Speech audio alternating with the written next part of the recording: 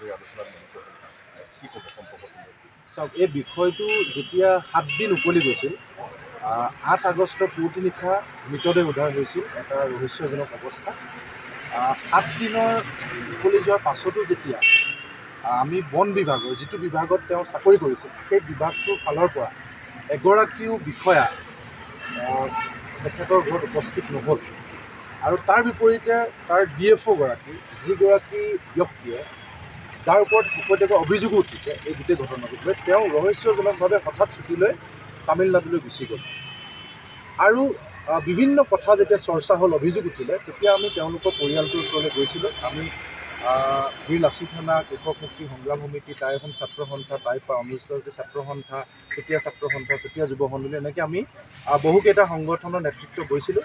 আৰু গৈ আমি তাতে সিদ্ধান্ত লৈছিলোঁ যে যিহেতু পৰিয়ালটো অতি সহজ সৰল আৰু বানপীড়িত অঞ্চলৰ, পৰিয়ালটোৰ উচ্চ শিক্ষিতা, ইংৰাজী সাহিত্যৰ দশমী দ্বাৰা কেৱল পৰিয়ালৰ অভাৱৰ কাৰণে 4th গ্ৰেডৰ এটা চাকৰি কৰিব লগা হৈছিল। গোটেই কথাটো দেখি আমি আৰু গোটেই কথা বতৰাবোৰ চাই আমি আমাৰ যিবোৰ মনলৈ অহা অভিযোগ আৰু ৰাইজৰ মনলৈ অহা যিবিলাক অভিযোগ আৰু বন বিভাগৰ যিবিলাক কৰ্মকাণ্ড, গোটেইখিনি কথা লৈ আমি সংবাদ মাধ্যমৰ মুখামুখি হৈছিলোঁ।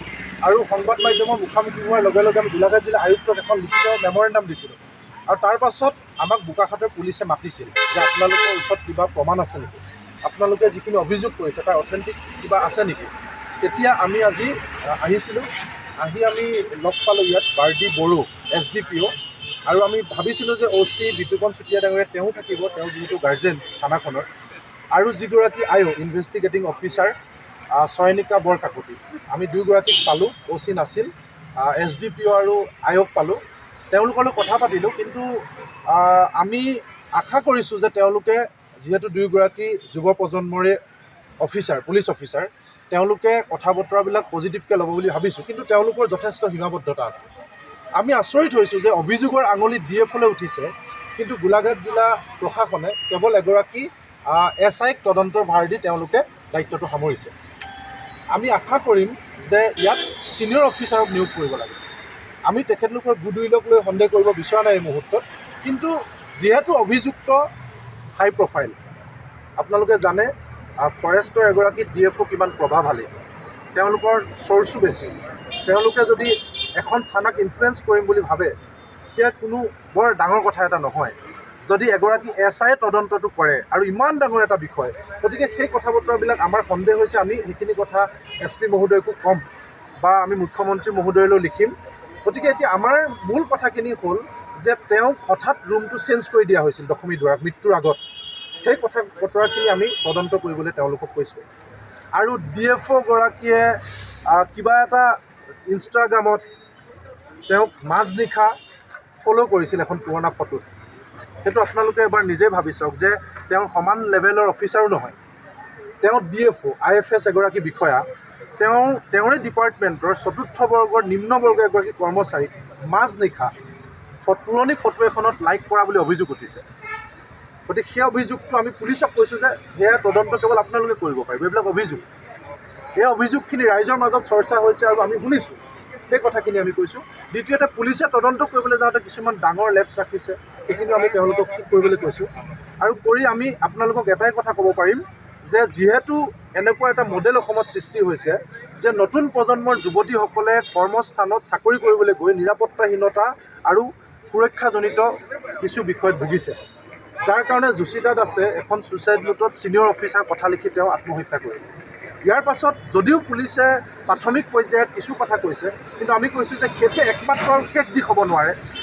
যিহেতু তাত বহু অভিযোগ আহিছে, আমিও আপোনালোকক বহু উৎস দিছোঁ, ক্লু দিছোঁ, বহু বন বিভাগৰ ভিতৰৰ মানুহক আমি সন্দেহৰ দৃষ্টিৰে চাবলৈ আমি বাধ্য হৈছোঁ। কাৰণ ইমান ডাঙৰ ঘটনা এটা ঘটি যোৱাৰ পিছতে মুৰব্বী হিচাপে তেওঁ ছুটীলৈ গুচি যাব নালাগিছিল।